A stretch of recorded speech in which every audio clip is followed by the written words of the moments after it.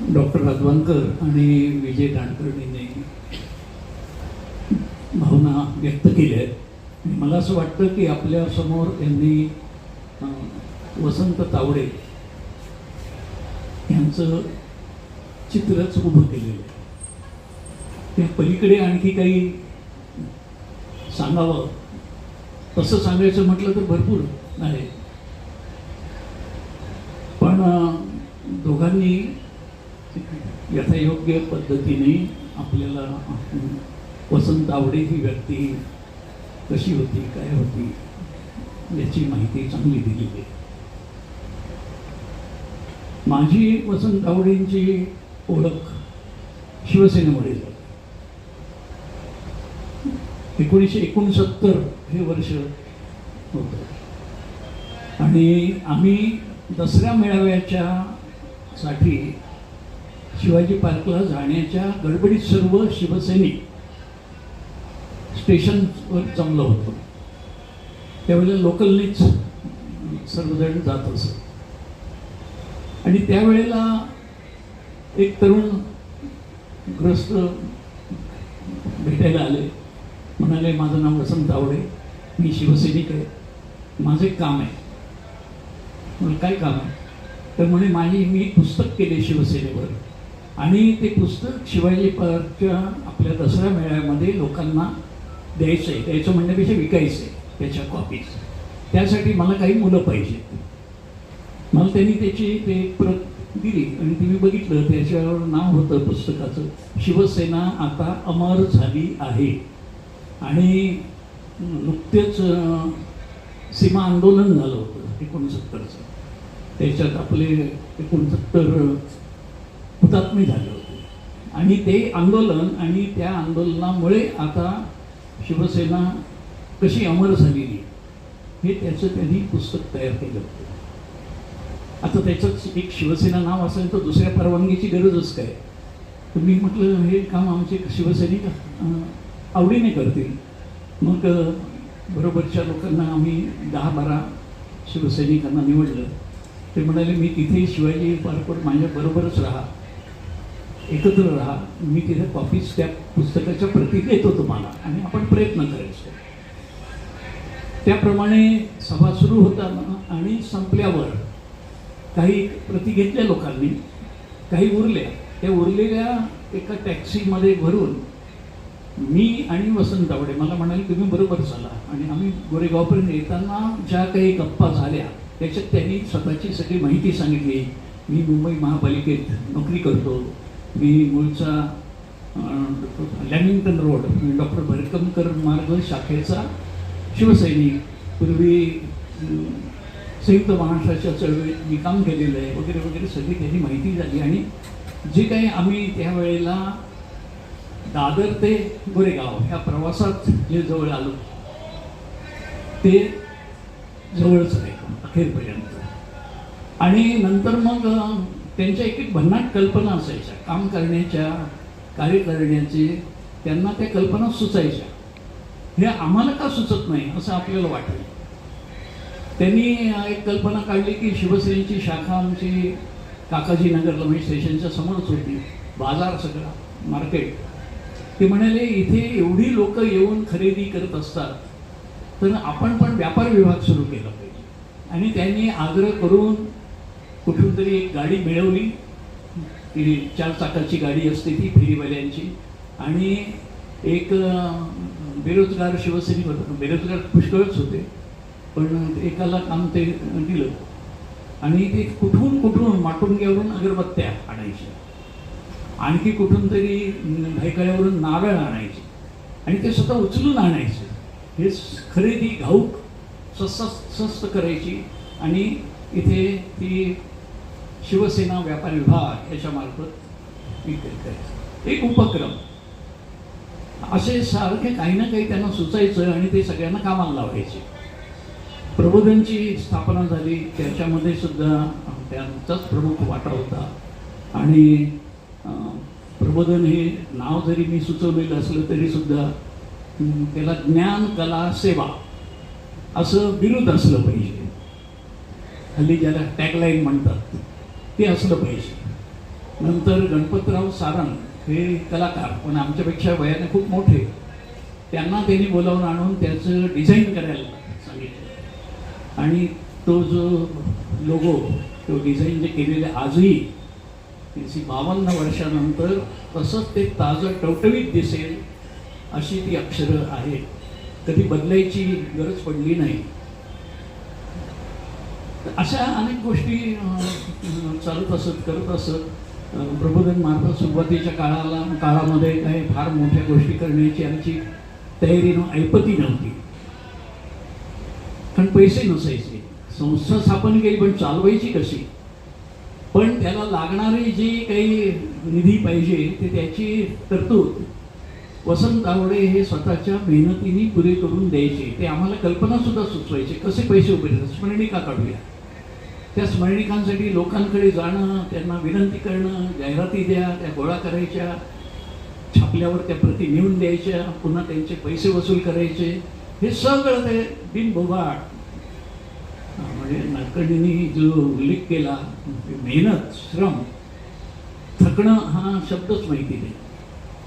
नंतर नाट्य महोत्सव करण्याची त्यांनीच आम्हाला भरीच घातलं. आणि आम्ही अभिगोरेगावकर शाळेच्या पटांगणावर दरवर्षी नाट्य महोत्सव करायला लागलो. त्यातून पैसे उभे होत गेले आणि त्या पैशातून मग उपक्रम होत गेले. त्यांनी लहान मुलांसाठी म्हणे आपण वाचनालय सुरू केली आणि पुस्तक पेटी ही कल्पना आणली. एक ट्रंक आणि त्याच्यामध्ये 50, 60, 100 पुस्तकं लहान मुलांची, जी बालवाचनालयात असतात तशी. आणि दर रविवारी निम्म्या ठिकाणी त्या पेट्या ठेवायच्या, कोणाला तरी कामाला लावायचं की बाबा दर रविवारी तुम्ही 2 तास काम करा. आणि काही माणसं आनंदाने ते काम घ्यायचे आणि लोकांना कळायचं. तेच बाहेर जाऊन फलकावर चांगल्या स्वतःच्या सुंदर अक्षरामध्ये ही सूचना द्यायची की इथे बालवाचनालय दर रविवारी सकाळी सुरू राहील. आणि मुलांना ती पुस्तकं घरी न्यायला द्यायची, पुढच्या रविवारी त्यांनी आणून द्यायचं, दुसरं घेऊन जायचं. अशी बालवाचनालयांच्या पुस्तक पेट्यांची कल्पना कितीतरी वर्ष ते चालू होते. नंतर मग प्रबोधनचं वाचनालय, ते प्रबोधनकार ठाकरे हे नाव देऊन आपण जॉगर्स पार्कला सुरू केलं. त्याला अर्ध्याहून अधिक पुस्तकं त्यांनी स्वतःची दिली. त्यांच्या पुस्तकांचा संग्रह, खूप पुस्तकांची आवड प्रचंड. आणि त्यांच्यामुळेच मला सुद्धा जी आवड होती पुस्तकांची ती सतत वाढत गेली. कारण ते विषय, त्याच्यावर नेहमी बोलणं, चर्चा, साहित्य संमेलन कुठेही असेल त्याला अगदी आग्रहाने जायचं आणि जास्तीत जास्त लोकांना बरोबर घेऊन जाण्याचा त्यांचा परिपाठ. म्हणजे कराडला साहित्य संमेलन होतं, तिथे आम्हाला घेऊन गेले. तळेगावला होतं, तिथे आम्हाला घेऊन गेले. सारखा आग्रह त्यांचा असायचा आणि तो काही बोलणं शक्य व्हायचं नाही. पण साहित्याची, लेखनाची, वाचनाची प्रचंड आवड आणि ती आवड आपल्या सगळ्या सहकाऱ्यांमध्ये त्यांनी चांगल्यापैकी मुरवली. मग ते लिखाणी करायचे आणि प्रसिद्धही करायचे. त्यातूनच त्यांनी ते वसंतश्री हा दिवाळी अंक अनेक वर्ष शिरसेकरांच्या सहकार्यानं काढला, प्रसिद्ध केला. की त्यांची जी उपजत आवड होती वाङ्मयाची, साहित्याची, त्याच्यातून ते होत गेले. अशा कितीतरी गोष्टी आहेत की त्याच्यातून ही संस्था वाढत वाढत वाढत इथपर्यंत आली. जरी काही वेळा ते त्याचा उल्लेख मी केला डॉक्टर साहेबांनी, त्याप्रमाणे काही वेळा जरा गरम व्हायचे, पण त्याला कारण असायचं. एखादी गोष्ट मनासारखी नाही झाली आणि त्यावेळेला जर मला तर असं वाटतं की जर कोणीतरी त्याच्यावर प्रतिक्रिया दिली नाही तर मग ती चुकीची गोष्ट बरोबरच होती असंच वाटेल सगळ्यांना.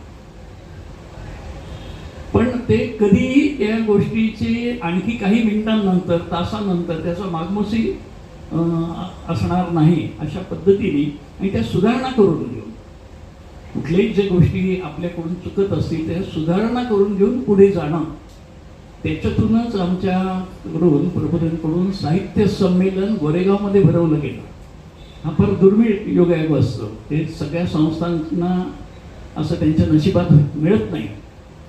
पण त्या प्रयत्नांनी आणि ते इतकं आखीव रेखीव फार सुंदर पद्धतीने केलं होतं. स्वतः साहित्यिक रणजित देसाई त्याचे अध्यक्ष होते आणि मुंबई मराठी साहित्य संघाने आणि सगळ्या त्या ज्येष्ठ मंडळीने कौतुक केलं की तुम्ही फार चांगलं केलं. हल्लीकडे अनेक वर्षामध्ये असं आयोजन झालेलं नाही. हे प्रबोधनला जसं ते भूषणावं आहे तसं त्याचा मुख्य जो वाटा तो वसंत तावडेंचा. अशामुळेच संस्थेचा लौकिक हा वाढत गेला आणि आतापर्यंत आम्ही हे इथपर्यंत आलेलं आहे. पुढेही नक्कीच म्हणजे संस्था चालूच राहील, काम चालूच राहील, आणखी वाढेल. पण त्यात प्रत्येक टप्प्यावर वसंत नारायण तावडे यांची आठवण झाल्याखेरीज राहणार नाही. त्यामुळे मी संस्थेच्या सदस्यांना अशी विनंती करेन की त्यांची आठवण आपल्या मनात आहेच, ती काही पुसली नाही जाणार, ती पुसली जाणं शक्य नाही. पण ती दृश्य स्वरूपात सुद्धा दिसावी असं काही करता आलं तर जरूर विचार करा. एवढंच सुचवेन. बाळासाहेबांचे अत्यंत आवडीचे असे कार्यकर्ते होते. विचारायचे कधी त्यांनी बरोबर नसतील त्यावेळी, अरे तुझा वसंत तावडे कसा आहे, हा कसा आहे. ते अनेकांना बाळासाहेबांची नावं माहिती होती त्यामुळे ते विचारायचे. त्याच्यामध्ये ह्यांचं नाव आवर्जून असायचं. काही वेळा काही कामांसाठी जेव्हा ते बोलवून घ्यायचे साहेब तेव्हा ही आम्ही मंडळी जात असू, कुठलंही शिवसेनेचं काम अधिवेशनाचं किंवा आणखी काही असेल तेव्हा ही मंडळी सगळी आघाडीवर असायची. अर्थात त्या एकजुटीने विश्वासाने जे काम केलं त्याचा लाभ मात्र मला झाला, बाकी या मंडळींना काही लाभ झाला नाही. तसं तर प्रत्येकजण पात्र होता, लायक होता. माझ्याकडे काही विशेष काहीतरी गुण होते अशातला भाग नाही, पण संधी मला मिळत गेली. पण त्याचं कोणीही आणि वसंत तावडे यांनी त्याबद्दल कुठेही असं कमीपणा किंवा आपल्यावर अन्याय झाला आहे किंवा काय झालं आहे जे हल्ली आपण बघत असतो बारीक बारीक गोष्टींवरून, पण ते तसं कधीही सगळ्याच सहकार्यांनी कोणीही वाटून घेतलं नाही. मी जर कुठे पुढे जातोय, मला निवडणुकीची संधी मिळते, मी आमदार झालो, मंत्री झालो, काय झालो, त्याच्याबद्दल ह्या कोणाच्याही मनामध्ये वैषम्य म्हणून आलं नाही. आणि असं प्रमुख कारण त्याच्यामध्ये वसंत तावडे यांनी नेहमी दिलेला पाठिंबा. आणि कोणी जर पुढे जात असेल तर त्यांना ते आनंदाने पुढे जाण्यासाठी मदतही करायची. तेव्हा असे कार्यकर्ते असतात म्हणून त्याच्यातूनच कार्य उभं राहतं, त्यातून संस्था उभ्या राहतात. ही संस्था अशा वसंत तावडेंसारख्या एकापेक्षा एक चांगल्या कार्यकर्त्यांमुळे उभी राहिलेली आहे. ही गोष्ट म्हणजे कोरून ठेवण्यासारखी दुसरं काहीच नाही. आणि म्हणूनच त्यांची जी आठवण आहे ती कायम सगळ्यांच्या मनामध्ये अशीच राहील, ताजी राहील आणि ती तशीच आपण ठेवू. आणि त्या पुण्याईमुळेच आणखी कार्यकर्ते मिळत जाऊन हे काम, हे कार्य, मग ते शिवसेनेचं असेल, प्रबोधनचं असेल, आणखी कुठलं असेल, हे पुढे जात राहील त्याची मला खात्री आहे. मी वसंत तावडे यांना माझ्यातर्फे भावपूर्ण अशी आदरांजली वाहतो. हरिओम.